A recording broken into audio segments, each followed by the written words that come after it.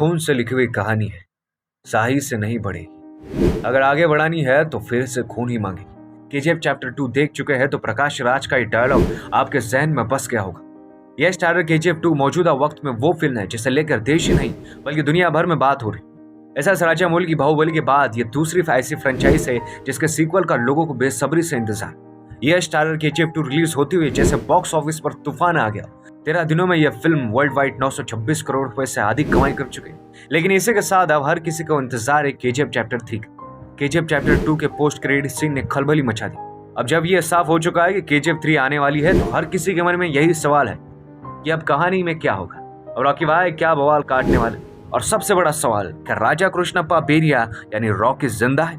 तो चलिए आज हम जानते हैं केजीएफ चैप्टर 3 की स्टोरी के बारे में। अगर आप हमारे चैनल पर नए हैं तो चलिए सब्सक्राइब कर लीजिए और बेल आइकन को दबाइए ताकि ऐसे वीडियो हम आपके लिए लाते रहें। डायरेक्टर प्रशांत नील ने बीते 10 साल से अपने दिल और दिमाग में कोलार गोल्ड फिल्म की कहानी लिए घूम रहे। फिल्म के लीड एक्टर यश ने भी साफ शब्दों में कहा है कि केजीएफ 3 की कहानी और पूरे फिल्म केजीएफ चैप्टर 2 से भी अधिक दमदार होगी। हाई ऑक्टेन एक्शन सीक्वेंस होंगे, लेकिन सवाल उठता है कि जब चैप्टर 1 में हमने रॉकी भाई को कोलार गोल्ड फील्ड का सरमॉन बनते देख लिया, केजीएफ चैप्टर 2 में उसका पागलपन, अधिरा की मौत, केजीएफ को मिसाइल के हमलों में जमींदोज होते हुए और रॉकी को बीच समंदर में सारा सोना लेकर डूबते हुए देख लिया, तो आखिर केजीएफ चैप्टर 3 में क्या होगा? रॉकी ने क्या कहा था याद कीजिए। इस पूरे मामले को समझना है तो हमें पहले फिल्म के फ्लैशबैक को जानना होगा, शुरू से शुरू करना होगा। हमने राजा कृष्णप्पा बेरिया को रॉकी बनते हुए देख लिया, ये भी देख लिया है कि उसके दिमाग में क्या है, वो क्या करने वाला है, कोई न तो जानता है और न कोई सोच सकता। लेकिन रॉकी ऐसा बना कैसे, ये जानना इसलिए जरूरी है कि इसमें दो बातें साफ हो जाएगी। एक तो रॉकी चाहता क्या है और दूसरा कि रॉकी कहाँ जाकर खत्म हो। फ्लैशबैक में गोते लगाए और वो 2 सीन याद कीजिए जब रॉकी ने बचपन में अपनी माँ से वादा किया था कि वो दुनिया का सारा सोना उसकी झोली में लाकर रख दे, और दूसरा वो जब माँ ने रॉकी से वादा किया था, कहा था मैं नहीं जानती तू कैसे जाएगा, क्या करेगा, लेकिन इतना जानती हो कि जब तू मरेगा तो दुनिया का सबसे अमीर और सबसे ताकतवर इंसान होगा।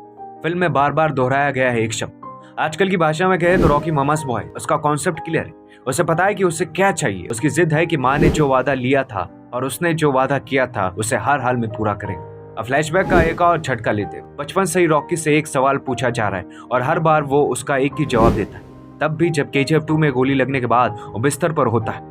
सवाल कि क्या चाहिए रे तेरे को? रॉकी के आंखों में घुमड़ते काले बादल जिद की चीख में बदल कर एक ही शब्द कहते हैं, दुनिया। रॉकी का लक्ष्य क्या है ये पहचानना है उसे। रॉकी का लक्ष्य क्या है, कहाँ पहुंचना है उसे।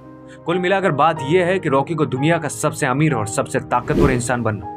उसे दुनिया में वो इंसान बनना है जिसके पास सबसे ज्यादा सोना, क्योंकि मासूम उम्र में उसे समझ गया था कि दुनिया को नचाना है तो उसे सुनहरी चमक देनी होगी जिसे देखकर आंखों चौंध ही आ जाए। तभी तो मजबूरों का मसीहा बनने के बाद भी केजीएफ 2 में उसकी एक ही जिद थी, काम नहीं रुकना चाहिए और सोना निकालो।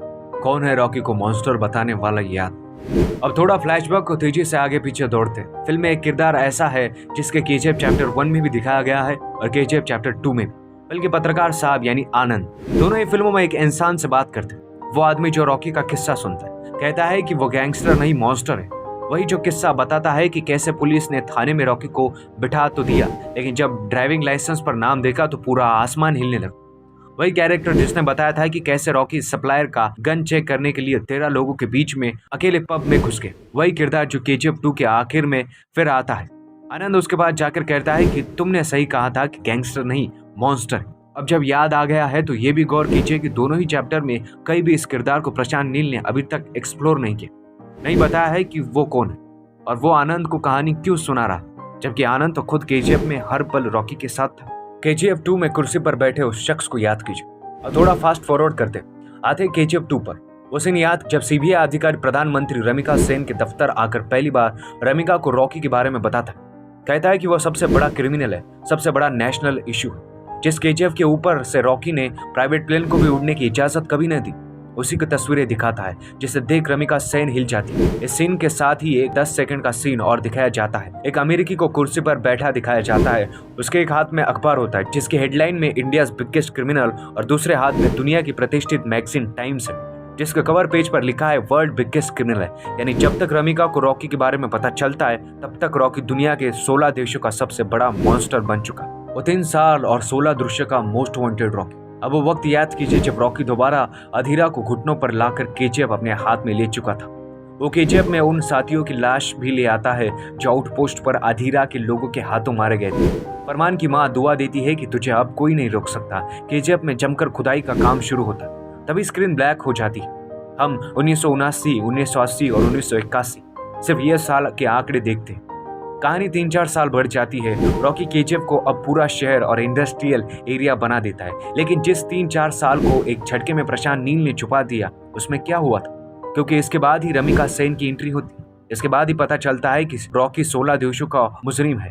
केजीएफ 3 की कहानी का सबसे अहम हिस्सा यही रहने वाला। रॉकी ने तब एक झटके में कही थी ये बात। अब आते उस सीन पर जहां अधीरा अपना आखिरी वार करता है। केजीएफ में घुसकर रॉकी पर बड़े नाल वाली बंदूक से निशाना साधता है, लेकिन गोली रॉकी की बजाय उसकी बीवी को लग जाती। अधीरा के हमले से पहले रॉकी अपने खासम खास कसीम चाचा से बात कर रहा होता है। वो उसे बताते हैं कि काम तेजी से नहीं हो पा रहा है। रॉकी कहता है कि कब तक पुराने तरीकों से काम करोगे, नई टेक्नोलॉजी लाओ, मशीनें लाओ। कसीम कहते हैं कि मशीनें नहीं मिल रही। रॉकी कहता है कि अमेरिका से ले आओ। फिल्म में कायदे से पहला मौका है जब रॉकी के मुंह से अमेरिका सुननाई देता है। क्या मर गया है रॉकी? अब आइए फिल्म के आखिरी सीन पर आते।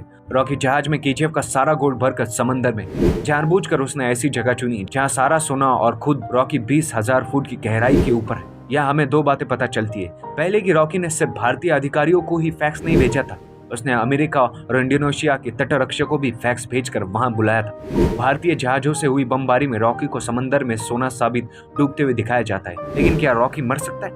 शायद नहीं, क्योंकि रॉकी का कैरेक्टर ऐसा है कि जहां सबकी सोच खत्म होती है, रॉकी की वहां से शुरू होती। तभी तो वो गैंगस्टर नहीं बल्कि मॉन्स्टर है। ऐसा क्या है जो छुपा रही है रमिका से? अब पोस्ट क्रेडिट सीन पर आई। केजीएफ 2 के खत्म होने के बाद पोस्ट क्रेडिट सीन में 4 बड़ी चीजें दिखाई गई। एक तो केजीएफ चैप्टर 3 की फाइल मिलती।